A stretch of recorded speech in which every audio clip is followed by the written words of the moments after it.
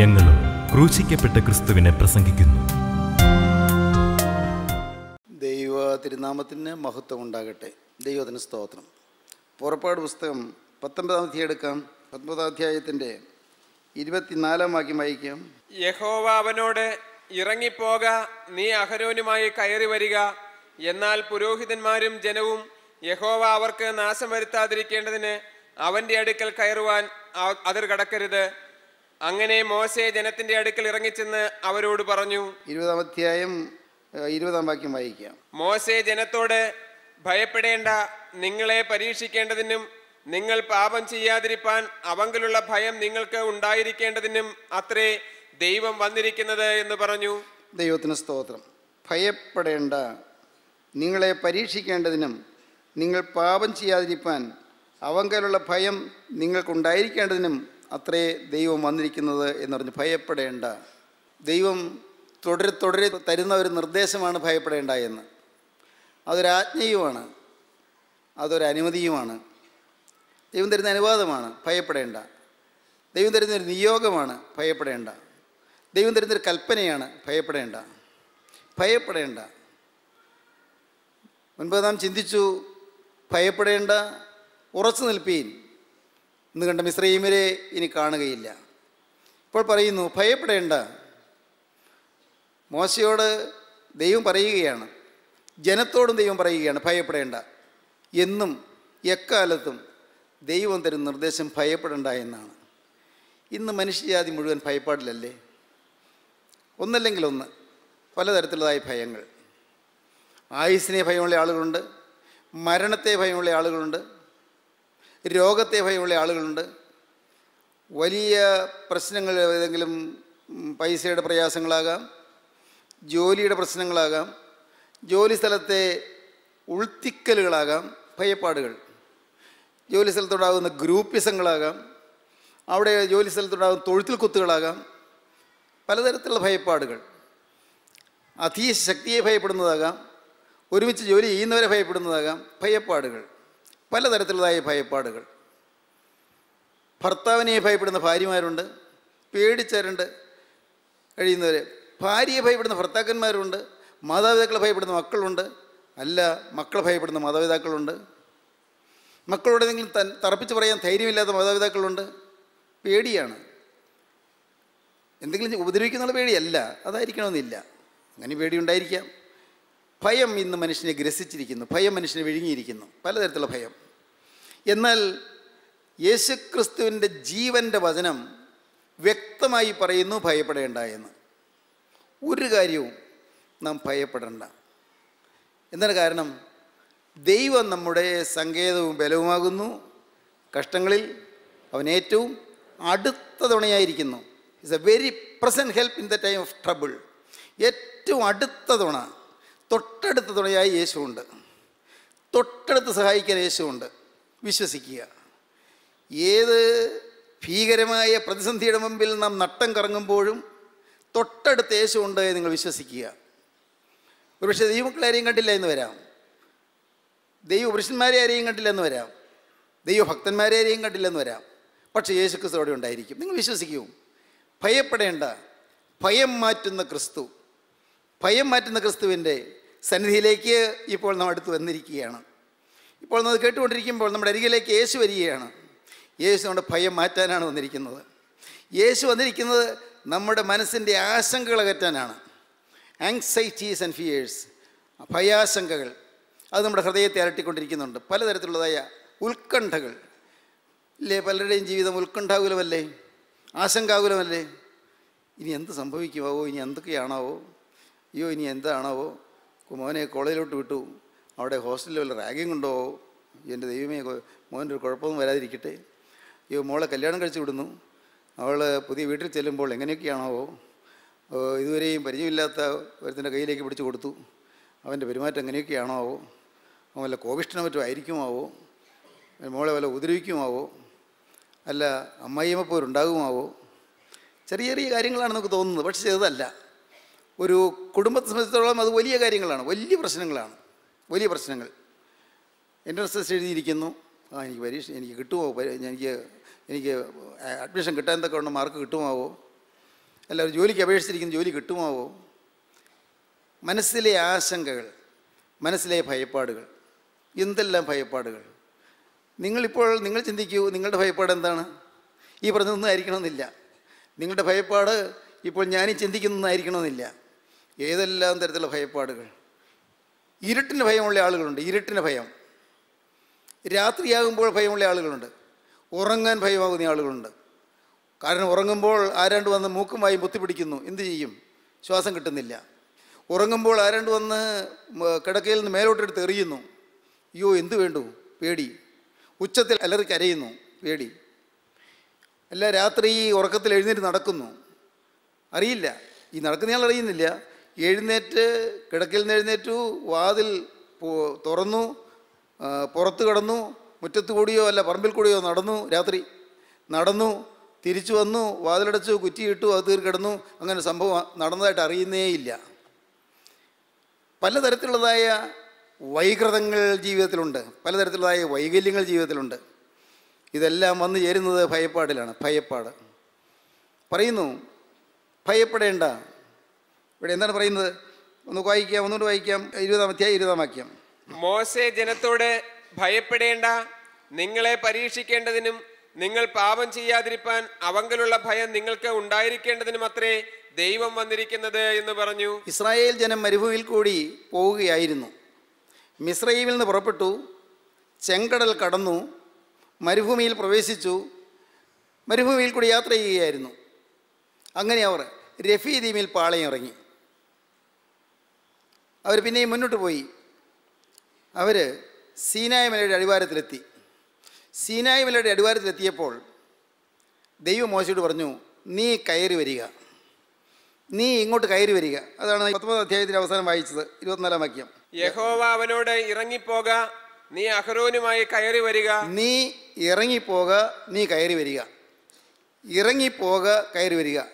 എൻ്റെ സന്നിധിയിൽ നിന്നുള്ള നിർദ്ദേശം സ്വീകരിച്ചുകൊണ്ട് നീ ഇറങ്ങിപ്പോവുക, ജനത്തോട് പറയാനുള്ളതെല്ലാം പറയുക, എന്നിട്ട് നീ കയറി വരിക. ദൈവത്തിന് സ്തോത്രം. ദൈവം വ്യക്തമായി മോശയെ നടത്തുകയാണ്, വളരെ കൃത്യമായി നടത്തുകയാണ്. നിങ്ങൾ ചിന്തിച്ചിട്ടുണ്ടോ എങ്ങനെയായിരിക്കും ദൈവം നടത്തിയത്? ദൈവം ഇങ്ങനെ വന്ന് ഒരു രൂപമായിട്ട് നിന്ന് സംസാരിക്കുകയായിരിക്കുമോ? ആയിരിക്കുമോ? നിങ്ങൾ ചിന്തിച്ചിട്ടുണ്ടോ? ദൈവം ഒരു രൂപമായിട്ട് വന്ന് സംസാരിക്കുകയായിരിക്കുമോ? അല്ല. ഒരു ആൾ രൂപം കാണുകയല്ല, ഒരു പടം കാണുകയല്ല. ദൈവത്തെ ആരെങ്കിലും കണ്ടിട്ട് പിന്നെ ജീവനോട്ടിരിക്കുകയില്ല. അപ്പോൾ ദൈവം ആളത്തുമായിട്ട് ഇറങ്ങി വന്നതല്ല. പിന്നെ എങ്ങനെയാണ് ദൈവം സംസാരിക്കുക? അശരീരി ശബ്ദമാണോ? അതെ. പുറമേ കാണാനില്ല, പക്ഷേ ഒരു ശബ്ദം കേൾക്കാം. അത് ഞാൻ കഴിഞ്ഞൊരവസരത്തിൽ കൊണ്ട് പറഞ്ഞെന്ന് എനിക്ക് തോന്നുന്നു. ദൈവത്തിൻ്റെ ശബ്ദം കേൾക്കാം. കാത് വട്ടം പിടിച്ച് കേൾക്കുന്നത് നമുക്ക് ശ്രദ്ധിക്കാം. കാത് വട്ടം പിടിച്ച് ശ്രദ്ധിക്കാം, ദൈവ ശബ്ദം തന്നെ കേൾക്കാം. എന്നാൽ പിശാച് വലിയ ബുദ്ധിമാനാണ്, അവൻ ഭയങ്കര വഞ്ചകനുമാണ്. അവനും ശബ്ദം കേൾപ്പിക്കും, അവനും ചില ശബ്ദം കേൾപ്പിക്കും. അവൻ്റെ ശബ്ദം കേൾക്കുമ്പോൾ അത് ദൈവത്തിൻ്റെ ശബ്ദമാണെന്ന് തെറ്റിദ്ധരിപ്പിക്കും. സൂക്ഷിക്കണം. അപ്പോൾ നോക്കേണ്ടത് എൻ്റെ ജീവിതം വിശുദ്ധമാണോ എന്നാണ്. ദൈവത്തിൻ്റെ ശബ്ദം ആണ് എന്ന നിലയിൽ പിശാചിൻ്റെ ശബ്ദം കേൾക്കുമ്പോൾ ഓർക്കണം, എൻ്റെ ജീവിതത്തിൽ പാപം എന്തെങ്കിലും ഉണ്ടോ? ഉണ്ടെങ്കിൽ അത് ദൈവത്തിൻ്റെ ശബ്ദമാവില്ല. പാപമുള്ള ഈ ശരീരത്തിൽ, ഈ ചെവിയിൽ ദൈവത്തിൻ്റെ ശബ്ദം കേൾക്കുകയില്ല. ദൈവത്തിൻ്റെ ശബ്ദം ഒന്നുകിൽ ചെവിയിൽ കേൾക്കാം, അതല്ലെങ്കിൽ ഹൃദയത്തിൽ നമുക്ക് ആത്മചോദനയായി ലഭിക്കാം, ആത്മാവിൻ്റെ പ്രേരണയായി ലഭിക്കാം. ദൈവത്തിൻ്റെ ശബ്ദം നമുക്ക് നേരിട്ട് അനുഭവിക്കാം, കേൾക്കാം. ദൈവത്തിൻ്റെ രൂപം കാണാൻ പറ്റുകയില്ല, ദൈവത്തിന് ആകൃതി കാണാൻ സാധിക്കുകയില്ല, ആകൃതിയില്ല, ഒരു രൂപമില്ല, ആകൃതിയില്ല. പക്ഷേ സ്വർഗത്തിലെ ദൈവത്തിൻ്റെ ശബ്ദം ദൈവത്തിൻ്റെ വചനമാണ്. ഹൃദയത്തിൽ വചനം മുഴങ്ങും, കാതുകളിൽ വചനം മുഴങ്ങും. കാതുകളിൽ മുഴങ്ങാത്തപ്പോൾ ഹൃദയത്തിലായിരിക്കും മുഴങ്ങുന്നത്. ദൈവത്തിന് സ്തോത്രം. ഇത് കേട്ടുകൊണ്ടിരിക്കുമ്പോൾ നിങ്ങൾ ആഗ്രഹിക്കണം, കർത്താവേ, എനിക്ക് പിശാചിന് ശബ്ദം കേൾക്കണ്ട. എത്ര നല്ലതെന്ന് തോന്നാവുന്ന രീതിയിലാണെങ്കിൽ പോലും പിശാചിന് ശബ്ദം കേൾക്കണ്ട. എന്നെ തെറ്റിക്കുന്ന വഞ്ചകനായ പൈശാചികൻ്റെ ശബ്ദം എനിക്ക് വേണ്ട. എനിക്ക് യേശു ക്രിസ്തുവിൻ്റെ ശബ്ദം വേണം. യേശുവിൻ്റെ ശബ്ദം എനിക്ക് കേൾക്കണം. യേശുവിൻ്റെ നടത്തിപ്പ് എനിക്ക് അനുഭവിക്കണം. യേശുവിൻ്റെ വ്യക്തമായ നടത്തിപ്പ്. ദൈവത്തിന് സ്തോത്രം. ദൈവത്തിൻ്റെ വലിയ നാമം മഹത്വപ്പെടട്ടെ. ഏതൊരാൾക്കും ലഭിക്കും. നിങ്ങൾക്ക് മനസ്സിലാകുന്നു? നിങ്ങൾക്ക് വേണമെങ്കിൽ ലഭിക്കും, ഏതൊരാൾക്കും ലഭിക്കും. അതിന് വിദ്യാഭ്യാസം വേണ്ട, അതിന് പല ഭാഷകൾ പഠിക്കണ്ട, അതിന് നിങ്ങൾക്ക് വലിയ മഹാജ്ഞാനം വേണ്ട, നിങ്ങൾക്ക് വേദപുസ്തക പരിജ്ഞാനം വേണ്ട, വേദവാക്യങ്ങൾ കാണാതെ അറിയണമെന്നില്ല. പ്രിയപ്പെട്ടവരെ, നിങ്ങൾക്ക് ഒരു എളിയ വിശ്വാസം മതി, ഒരു ശുദ്ധ ഹൃദയം മതി.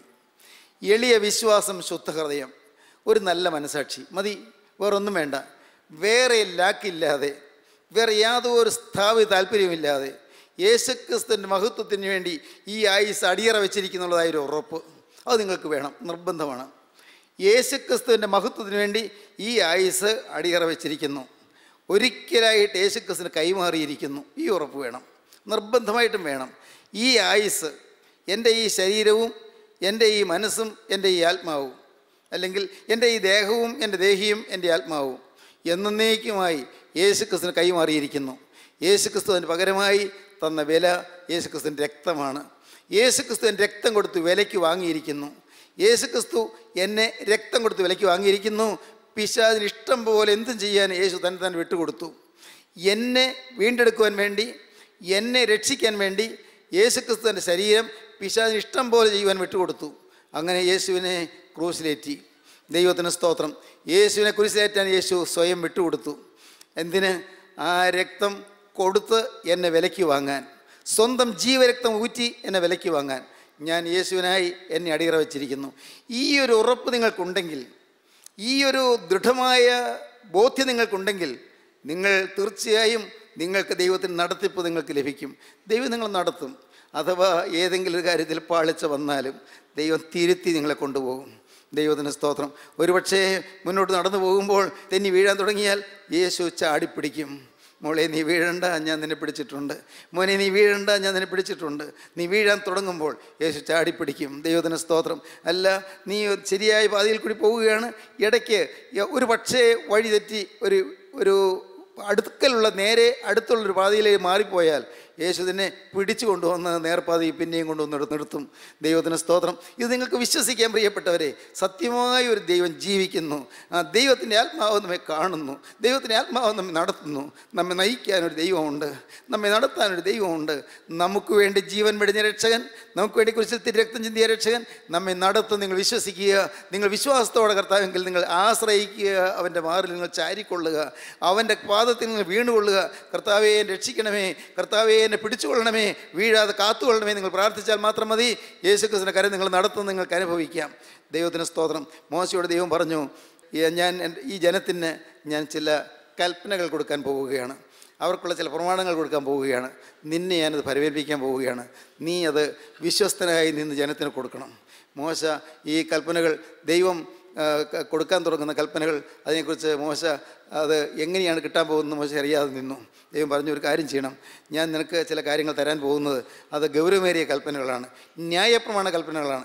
ഈ ന്യായപ്രമാണ കൽപ്പനകൾ ഞാൻ നിനക്ക് തരുമ്പോൾ ആ ന്യായപ്രമാണ കൽപ്പനകൾ നീ ഏറ്റുവാങ്ങി അത് ജനത്തിന് കൊണ്ടുപോയി ജനത്തെ നീ കാര്യങ്ങൾ മനസ്സിലാക്കി കൊടുക്കണം. നീ ഒരു കാര്യം ചെയ്യണം, ജനത്തോട് പറയണം, 3 ദിവസത്തേക്ക് നിങ്ങളെ തന്നെ ശുദ്ധീകരിപ്പീൻ. 3 ദിവസത്തേക്ക്. എന്നിട്ട് നീ ജനത്തിൻ്റെ ഇടയിൽ നീയും അതുപോലെ നീയും ശുദ്ധീകരണം പ്രാപിക്കണം. നീ ശുദ്ധീകരണം പ്രാപിക്കാതെ എൻ്റെ അടുക്കലേക്ക് കയറി വരരുത്. ഈ പർവ്വതത്തിലേക്ക് നീ കയറി വരണം, സീനായിമലയുടെ മുകളിലേക്ക് നീ കയറി വരണം. ഞാൻ സീനായിമല മേൽ ഞാൻ തീയിൽ ഇറങ്ങി വരും. അപ്പോൾ നീ ഒരു കാര്യം ചെയ്യണം, സീനായിമല മേൽ ഞാൻ ഇറങ്ങി വരുമ്പോൾ നീ ശുദ്ധീകരണം പ്രാപിച്ചതിനായി കടന്നു വരണം. 3 ദിവസം ശുദ്ധീകരണത്തിൻ്റെ ദിവസങ്ങളാണ്. ജനത്തോടും പറയണം, അവരും ശുദ്ധീകരണം പ്രാപിച്ചുകൊള്ളണം. അവരും അവരുടെ ശരീരവും അവരുടെ മനസ്സും അവരുടെ ആത്മാവും വിശുദ്ധമാക്കി അവർ നോമ്പും ഉപവാസവുമായി അവരെ കാത്തിരിക്കണം. എന്നിട്ട് നീ ജനത്തോട് പറയണം, നീ പർവ്വതത്തിലേക്ക് വരുമ്പോൾ ജനം പർവ്വതത്തെ തൊടരുത്, പർവ്വതത്തിൻ്റെ അടിവാരത്തിൽ പോലും തൊടരുത്, ഒരു മൃഗം പോലും തൊടരുത്. ഏതെങ്കിലും മൃഗം തൊട്ടാൽ പോലും ആ മൃഗത്തെ കല്ലെറിഞ്ഞു കൊല്ലണം. കാരണം നിത്യനായ ദൈവത്തിൻ്റെ തേജസ് സീനായിമല മേൽ ഇറങ്ങുകയാണ്. മോശയുടെ ഈ കാര്യങ്ങളെല്ലാം പറഞ്ഞു. ദൈവം പറഞ്ഞതനുസരിച്ച് മോശ വന്ന് ജനത്തോട് പറഞ്ഞു, ജനത്തോട് നിങ്ങൾ വിശുദ്ധരായിരിപ്പീൻ, ഞാൻ ദൈവത്തിൻ്റെ കൽപ്പനകൾ സ്വീകരിക്കാനായിട്ട് പോവുകയാണ്. നിങ്ങളോട് അറിയിക്കാനുള്ള കാര്യങ്ങൾ എന്നെ പരിപാലിക്കാമെന്ന് പറഞ്ഞിരിക്കുകയാണ്. ഞാൻ കയറി പോവുകയാണ്. മോശ ജനത്തോട് പറഞ്ഞു. മോശ കയറിപ്പോയി. ദൈവത്തിന് സ്തോത്രം. പ്രിയപ്പെട്ടവരെ, ദൈവം മോശയ്ക്ക് കൽപ്പലകകളിൽ ന്യായപ്രമാണ കൽപ്പനകൾ എഴുതി കൊടുത്തു. ന്യായപ്രമാണ കൽപ്പനകൾ. ഈ കൽപ്പനകൾ എന്ന് പറയുന്നത്, കൽപ്പനകൾ ആചരിച്ച് ആരും രക്ഷപ്പെടുകയില്ല. ന്യായപ്രമാണ കൽപ്പനകൾ ആചരിച്ച് ആരും രക്ഷപ്പെടുകയില്ല. ന്യായപ്രമാണ കൽപ്പന എന്താണെന്നറിയാമോ? നാം എന്താണ് നമ്മുടെ സ്വഭാവം എന്താണ് എന്ന് അറിയാനുള്ളതായ ഒരു കണ്ണാടിയാണ് ന്യായപ്രമാണ കൽപ്പനകൾ. ശ്രദ്ധിക്കൂ, ഒരു കണ്ണാടിയിൽ നിന്ന് നമ്മൾ മുഖം കാണുന്നു. മുഖം കാണുമ്പോൾ നമ്മുടെ മുഖത്ത് അല്പം ചെളി നമ്മുടെ കവിളത്തുണ്ട്, അല്ലെങ്കിൽ നമ്മുടെ പുരികത്ത് വേറെ ഭാഗത്ത് വേറെ എന്തോ ചെളിയുണ്ട്, അല്ലെങ്കിൽ നമ്മുടെ നെറ്റിയിലോ മറ്റോ വേറൊരു പാടുണ്ട്. ഇത് കഴുകിക്കളയേണ്ടതായ കാര്യങ്ങളുണ്ട്, നാം കാണുന്നു. ന്യായപ്രമാണം എന്ന് പറയുന്നത് കണ്ണാടി പോലെയാണ്. കണ്ണാടിയിൽ നോക്കി ഞാൻ എൻ്റെ മുഖം കാണുന്നു, നിങ്ങൾ നിങ്ങളുടെ മുഖം കാണുന്നു. മുഖം കാണുമ്പോൾ ഇത് ചെളിയുണ്ട് എന്ന് കണ്ടിട്ട് കണ്ണാടിയിലാണ് കാണുന്നത്. കണ്ണാടി കഴുകിയാൽ ഇത് പോവുകയില്ല. കണ്ണാടി കഴുകിയാൽ പോവുകയില്ല. ആ ചെളി കാണാനിടയായ ആ കണ്ണാടി കഴുകിയാൽ ചെളി പോവുകയില്ല. എന്താ കാരണം? ഇത് കഴുകി കിട്ടണം. ഈ മുഖത്തുള്ളത് അല്ലെങ്കിൽ ഞാൻ കണ്ണാടിയിൽ കാണുന്നത് അത് ആ ചെളി അല്ലെങ്കിൽ അവിടെയുള്ള ഏതെങ്കിലും മാലിന്യം കഴുകിയെടുക്കണം. അതിനെന്താ ചെയ്യേണ്ടത്? കണ്ണാടി കഴിയാൽ പോരാ, ചെയ്യേണ്ടത് യേശുക്രിസ്തുവിൻ്റെ രക്തം സകല പാവവും പോക്ക് ശുദ്ധീകരിക്കുന്നു. എൻ്റെ ജീവിതത്തിൽ പാപമുണ്ട് എന്നറിയാൻ ന്യായപ്രമാണ കൽപ്പനകൾ ആവശ്യമാണ്. മനുഷ്യ ജീവിതത്തിൽ പാപമുണ്ട് എന്നറിയുവാൻ ന്യായപ്രമാണ കൽപ്പനകൾ ആവശ്യമാണ്. കൽപ്പനകളുണ്ടെങ്കിലേ പാപം എന്ത് എന്നറിയാൻ പറ്റുകയുള്ളൂ. കൽപ്പനകൾ ലഭിച്ചെങ്കിൽ മാത്രമേ പാപം ഉണ്ട് എന്ന് മനസ്സിലാവുകയുള്ളൂ. ഇന്ന് അനേകർക്ക് പാപമുണ്ട് എന്ന് അറിഞ്ഞുകൂടാ. ദൈവത്തിന് സ്തോത്രം. നിങ്ങൾ ശ്രദ്ധിച്ചാൽ കാണാം, നമ്മുടെ കൂട്ടായ്മയിൽ നമുക്ക് പാപബോധം ലഭിക്കുന്നു ഇല്ലേ? ഈ കൂട്ടായ്മയിൽ നിങ്ങൾ വരുമ്പോൾ നിങ്ങൾക്ക് ലഭിക്കുന്നത് പാപബോധമാണ്. ആകത്തുക അതാണ്. ഞാൻ ഈ രീതിയിൽ പോയാൽ പോരല്ലോ, അങ്ങനെ ചിന്ത വരുന്നു. എൻ്റെ ജീവിതത്തിൽ തിരുത്താനുണ്ടല്ലോ ഒരു ചിന്ത വരുന്നു. എൻ്റെ ജീവിതത്തിൽ ഇനിയും ശുദ്ധീകരണം ആവശ്യമുണ്ടല്ലോ നമുക്ക് മനസ്സിലാകുന്നു. ഞാൻ തികഞ്ഞു എന്ന് നമുക്കാർക്കും തോന്നുന്നില്ല. ഉണ്ടോ? തോന്നുന്നുണ്ടോ? ഇല്ല, നമുക്ക് തോന്നുന്നില്ല. ഞാൻ തികഞ്ഞു എന്ന് ഒരിക്കലും നമുക്ക് തോന്നുകയില്ല. ഭാഗ്യവശാൽ അതൊരു വലിയ വെളിവാണ്. എനിക്കിനിയും ഒരുപടി തിരുത്താനുണ്ടല്ലോ എന്നുള്ള കാഴ്ചപ്പാടാണ് നമുക്ക് കിട്ടുന്നത്. പാപബോധം കിട്ടുന്നു. ഞാൻ ഈ രീതിയിൽ പോയാൽ ദൈവരാജ്യത്തിൽ എത്തുകയില്ല എന്നുള്ള ഒരു ചിന്ത നമുക്ക് ലഭിക്കുന്നു. എൻ്റെ സ്വഭാവം മാറേണ്ടിയിരിക്കുന്നു. അതുകൊണ്ട് എൻ്റെ പാപം എനിക്ക് പിടികിട്ടി എന്നുള്ളത് കൊണ്ട് ഞാൻ രക്ഷപ്പെടുകയില്ല. പാപബോധം കിട്ടിയതുകൊണ്ട് രക്ഷപ്പെടുകയില്ല. പാപബോധം കിട്ടുമ്പോൾ ആ പാപം കഴുകി കിട്ടണം. അതിനെന്താണ് ചെയ്യേണ്ടത്? അതാണ് യോഹന്നാൻ്റെ 1-ാമത്തെ ലേഖനം 1-ാം അധ്യായം 7 മുതൽ 9 വരെയുള്ള വാക്യങ്ങൾ നാം കാണുന്നത്. 1 യോഹന്നാൻ 1:7 മുതൽ 9 വരെയുള്ള വാക്യങ്ങൾ നമുക്ക് വായിച്ച് കേൾക്കാം. പാപത്തെ അറിഞ്ഞു, ഇന്ന പാപം ഉണ്ട് എന്ന് മനസ്സിലായി. എന്നാൽ ആ പാപം ഉണ്ട് എന്ന് മനസ്സിലായി എന്നുള്ളത് കൊണ്ട്, ന്യായപ്രമാണ കൽപ്പനകൾ കേട്ടു പഠിച്ചു എന്നുള്ളത് കൊണ്ട് നാം അതിന് രക്ഷപ്പെടുകയില്ല. അത് ജയിക്കാൻ നമുക്ക് സാധിക്കുകയുമില്ല. അത് കഴുകിയെടുക്കാൻ നമുക്ക് സാധിക്കുകയുമില്ല. അത് കഴുകിയെടുക്കാൻ സാധിക്കണമെങ്കിൽ എന്ത് ചെയ്യണം? അതിൽ യേശുക്രിസ്തുവിൻ്റെ രക്തം വരണം. അതാണ് യോഹന്നാന്റെ ലേഖനത്തിൽ നാം വായിക്കുന്നത്. 1 യോഹന്നാൻ 1:7-9 വാക്യങ്ങൾ. അവൻ വെളിച്ചത്തിലിരിക്കുന്നത് പോലെ നാം വെളിച്ചത്തിൽ നടക്കുന്നുവെങ്കിൽ നമുക്ക് തമ്മിൽ കൂട്ടായ്മയുണ്ട്. അവന്റെ പുത്രനായ യേശുവിന്റെ രക്തം സകല പാപവും പോക്കി നമ്മെ ശുദ്ധീകരിക്കുന്നു. നമുക്ക് പാപമില്ല എന്ന് നാം പറയുന്നു എങ്കിൽ നമ്മെ തന്നെ വഞ്ചിക്കുന്നു, സത്യം നമ്മിൽ ഇല്ലാതെയായി. നമ്മുടെ പാപങ്ങളെ ഏറ്റു പറയുന്നു എങ്കിൽ അവൻ നമ്മോട് പാപങ്ങളെ ക്ഷമിച്ച് സകല അനീതിയും പോക്കി നമ്മെ ശുദ്ധീകരിപ്പാൻ തക്കവണ്ണം വിശ്വസ്തനും നീതിമാനുമാകുന്നു. കണ്ണാടിയിൽ ഞാൻ നോക്കി, എൻ്റെ മുഖത്തെ പാടുകൾ ഞാൻ കണ്ടു. എൻ്റെ മുഖത്ത് അവിടെയുള്ള ചെളികൾ കണ്ടു. എൻ്റെ മുഖം കഴുകേണ്ടത് ആവശ്യമാണെന്ന് കണ്ടു. പക്ഷേ കണ്ണാടി കഴുകിയാൽ ഈ മുഖത്തെ ചെളി മാറുകയില്ല. എന്നാൽ ഞാൻ ശ്രമിച്ചാൽ എൻ്റെ ആന്തരാത്മാവിലുള്ള പാവങ്ങൾ കഴുകാൻ എനിക്ക് സാധ്യമല്ല. എനിക്ക് തിരുവചനം വായിക്കുമ്പോൾ ഇന്നതെല്ലാമാണ് പാവമെന്ന് എനിക്ക് മനസ്സിലായി. എനിക്ക് ഇന്ന പാവങ്ങൾ ഉണ്ടെന്ന് മനസ്സിലായി. പക്ഷേ എൻ്റെ സ്വന്തം ശ്രമം കൊണ്ട് ഈ പാവം കഴുകാൻ എനിക്ക് സാധ്യമല്ല. ഞാൻ എത്ര നാൾ പ്രാർത്ഥിച്ചാലും എത്ര നാൾ തപസ് ചെയ്താലും ഈ പാവം മാറുകയില്ല. ഞാനെന്ന് പറയുന്ന മനുഷ്യൻ പാവിയാണ്. എൻ്റെ സ്വഭാവം പാവമാണ്. ഈ പാവം മാറാൻ എന്താണ് പോംവഴി? അതാണ് പറഞ്ഞത്. യേശുക്രിസ്തുവിൻ്റെ രക്തം സകല പാവവും പോക്കി നമ്മെ ശുദ്ധീകരിക്കുന്നു. എനിക്ക് അസാധ്യമായി സാധിപ്പിച്ചു തരാൻ യേശുക്രിസ്തു തൻ്റെ പുണ്യരക്തം ചിന്തിയിരിക്കുന്നു. ദൈവത്തിന് സ്തോത്രം. എൻ്റെ സഹോദരങ്ങളെ, ഇത് നിങ്ങൾക്ക് മനസ്സിലാക്കാൻ എളുപ്പമായ കാര്യമാണ്. നിങ്ങളുടെ ജീവിതത്തിൽ ഒരിറ്റു വിശ്വാസം വന്നാൽ മതി. എൻ്റെ കർത്താവേ, എനിക്കൊന്നും മനസ്സിലാകുന്നില്ലെങ്കിലും ഞാൻ ഏൽക്കേണ്ട ശിക്ഷയെല്ലാം നീ കുരിശിൽ മരിച്ചു ഞാൻ വിശ്വസിക്കുന്നു. എന്നെക്കൊണ്ട് ഒരു വിശുദ്ധനാകാൻ സാധ്യമല്ല. ഞാൻ എത്ര ശ്രമിച്ചാലും ഒരു വിശുദ്ധനാകാൻ എനിക്ക് സാധിക്കുകയില്ല. ഞാൻ എത്ര ശ്രമിച്ചാലും എനിക്ക് നല്ലവനാകാൻ സാധ്യമല്ല. കർത്താവേ, എൻ്റെ പാവം മാറ്റാൻ എന്നെക്കൊണ്ട് സാധിക്കില്ല. വേണ്ടെന്ന് വിചാരിച്ചു, കുറച്ച് ദിവസമൊക്കെ പിടിച്ചു നിന്നു, പിന്നെയും വീണു പോകുന്നു. എൻ്റെ കർത്താവേ, എൻ്റെ ദൈവമേ, ഞാൻ കുറേയെല്ലാം ഞാൻ ശ്രമിക്കുന്നുണ്ട്. പുറമേ എല്ലാം എനിക്കൊരു പാവം വരാൻ ഞാൻ നോക്കുന്നുണ്ട്, പുറമേ പ്രവൃത്തിയിൽ പാവം വരുന്നില്ല, പുറമേ വാക്കിൽ പാവം വരുന്നില്ല, എൻ്റെ കർത്താവ് മനസ്സറിഞ്ഞൊരു തെറ്റ് വരുന്നില്ല. പക്ഷേ എൻ്റെ കർത്താവെ, എൻ്റെ ഹൃദയത്തിലെ അശുദ്ധ വികാരങ്ങൾ, എൻ്റെ ഹൃദയത്തിലെ ദുർമോഹങ്ങൾ, എൻ്റെ ഹൃദയത്തിലെ ഈർഷ്യകൾ, എൻ്റെ ഹൃദയത്തിൽ കൂടി കടന്നു പോകുന്ന നീരസങ്ങൾ, എൻ്റെ ഹൃദയത്തിൽ വരുന്നതായ കയ്പ്, വിരോധം, ഇഷ്ടക്കുറവ്, എൻ്റെ കർത്താവെ അത് മാറുന്നില്ലല്ലോ. കർത്താവെ, ഞാൻ ശ്രമിച്ചിട്ട് മാറുന്നില്ലല്ലോ, ഞാൻ എങ്ങനെ തുടച്ചു മാറ്റും? ദൈവത്തിന് സ്തോത്രം. അപ്പോഴാണ് യേശുക്രിസ്തുവിൻ്റെ രക്തം വരുന്നത്. ദൈവത്തിന് സ്തോത്രം. അങ്ങനെ ഞാൻ നിസ്സഹായനായി കഴിയുമ്പോൾ, ഞാൻ പാവം എന്താണെന്ന് അറിഞ്ഞു, ഞാൻ പാപിയാണെന്ന് അറിഞ്ഞു, ഇനി ഞാൻ കരയുന്നു. അപ്പോൾ യേശുക്രിസ്തുവിൻ്റെ രക്തം വന്ന് എന്നെ കഴുകുന്നു. ദൈവത്തിന് സ്തോത്രം. ഞാനെന്ന് പറയുന്ന ഈ പാപിയായ മനുഷ്യനെ കഴുകാൻ യേശുക്രിസ്തുവിൻ്റെ പരിശുദ്ധ രക്തം ഒഴുക്കുന്നു. ദൈവത്തിന് സ്തോത്രം. അത് വിശ്വാസത്താൽ അനുഭവിക്കുന്നു. അപ്പോഴുണ്ട് ഈ പാപത്തിൻ്റെ മുഴുവനും പാണ്ടക്കെട്ടുകളെല്ലാം യേശു പേറിയിട്ട്, പാപത്തിൻ്റെ അകൃത്യമെല്ലാം യേശു വഹിച്ചിട്ട്, യേശുക്രിസ്തുവിൻ്റെ രക്തം വന്ന് നമ്മെ അങ്ങ് ആവരണം ചെയ്യുന്നു. ദൈവത്തിന് സ്തോത്രം. യേശുക്രിസ്തുവിൻ്റെ തിരുരക്തം വന്ന് നമ്മെ പൊതിയുന്നു. ആ തിരുരക്തം വന്ന് നമ്മെ മൂടുന്നു. നമ്മുടെ പാപങ്ങൾ ഇനി ആരും കാണുന്നില്ല. സാത്താൻ കാണുന്നില്ല, പൈശാചിക സൈന്യം കാണുന്നില്ല, ദുരാത്മാക്കൾ കാണുന്നില്ല. യേശുക്രിസ്തുവിൻ്റെ രക്തമാണ് കാണുന്നത്. യേശുക്രിസ്തുവിൻ്റെ രക്തം, അതോ പരിശുദ്ധ രക്തം, പുണ്യരക്തം, പാപമില്ലാത്ത രക്തം, പാപത്തിൻ്റെ കറയേശാത്ത രക്തം.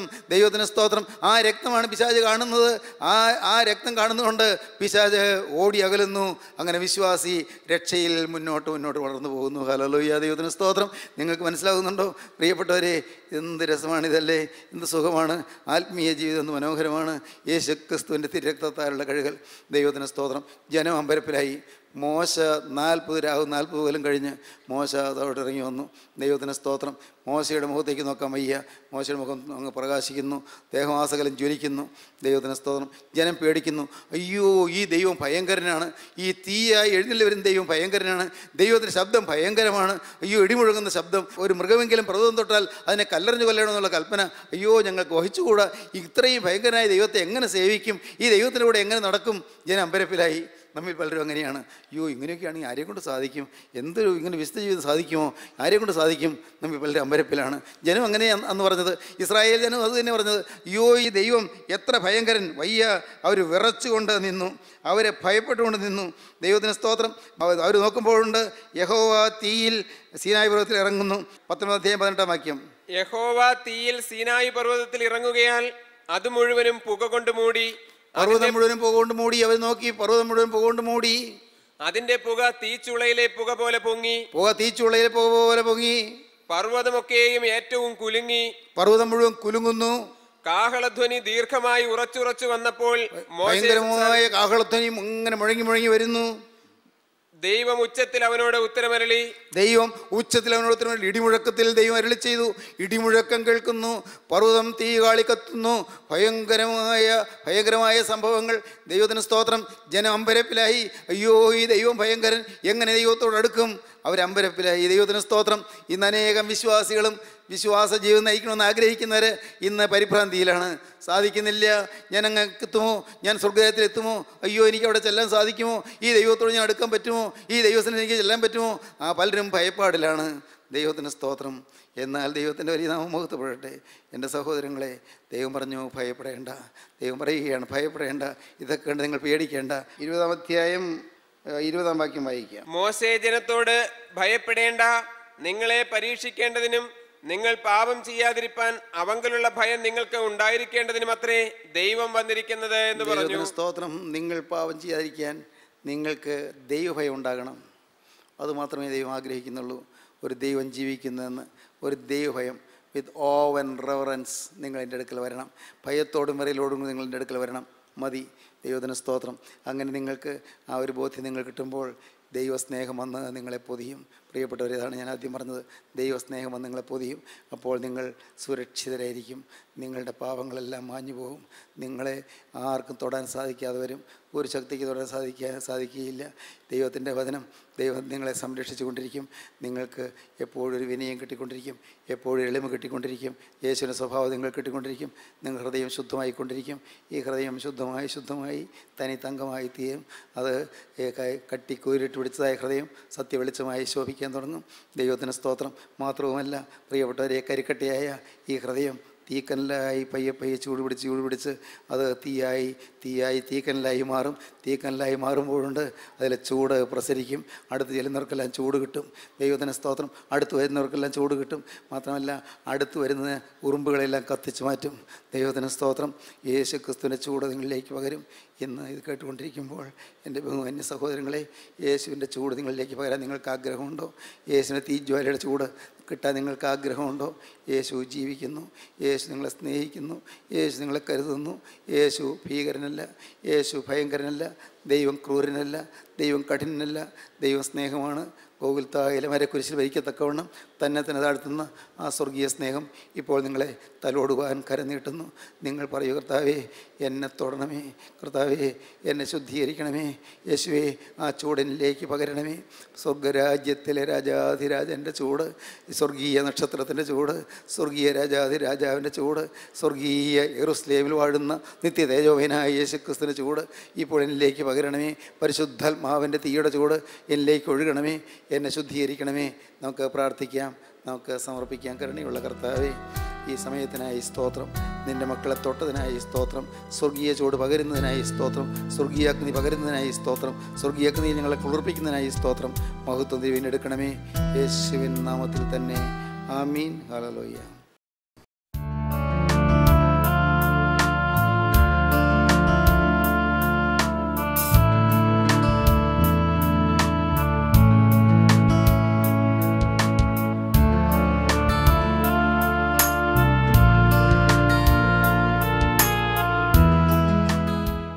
Professor M.Y. യോഹന്നാൻ പവർ വിഷൻ TV-യിൽ പ്രസംഗിക്കുന്നു.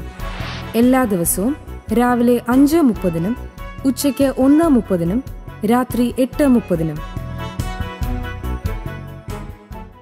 ഈ ആശ്വാസ സന്ദേശം നിങ്ങൾ ശ്രദ്ധിച്ചുവല്ലോ. നിങ്ങളുടെ അഭിപ്രായങ്ങളും പ്രാർത്ഥനാ വിഷയങ്ങളും ഞങ്ങളെ എഴുതി അറിയിക്കുമല്ലോ.